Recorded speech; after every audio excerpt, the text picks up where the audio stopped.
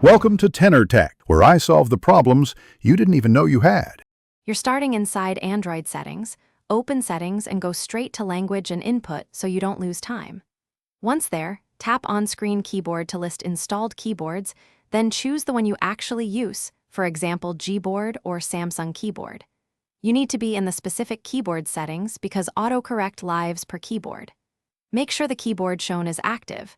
If not, switch to it first. This step gives you access to autocorrect toggles and advanced typing options. Inside the keyboard settings, locate text correction or smart typing. Labels vary by keyboard. Tap it and turn off autocorrection immediately. This stops automatic word replacement. Also disable predictive text if you don't want suggestions inserting words. Once done, consider turning off related features like auto-capitalization and auto-spacing so your typing stays exactly as entered. These options work together, so disabling all reduces unexpected changes. Now test typing in a simple app to confirm autocorrect is off. Try common misspellings and punctuation to verify. If the keyboard still corrects, clear the keyboard app cache from App Info and restart the phone. That often fixes stuck settings.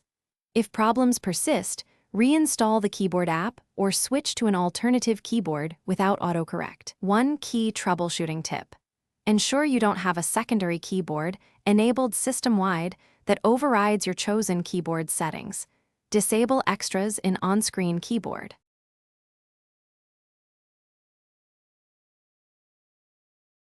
Thanks for watching. Subscribe to keep your life in tune.